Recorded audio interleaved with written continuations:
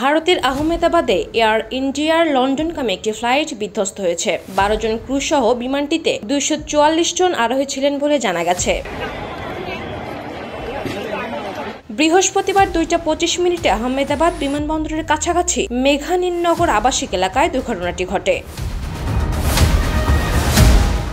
ভারতীয় সংবাদ সংস্থা ANI এর প্রতিবেদন অনুযায়ী এয়ার ইন্ডিয়ার AI-171 ফ্লাইটটি আহমেদাবাদ বিমানবন্দর থেকে লন্ডনের উদ্দেশ্যে যাত্রা করেছিল, কিন্তু উড্ডয়নের কিছুক্ষণের মধ্যেই বিধ্বস্ত হয়ে যায় ফ্লাইটটি।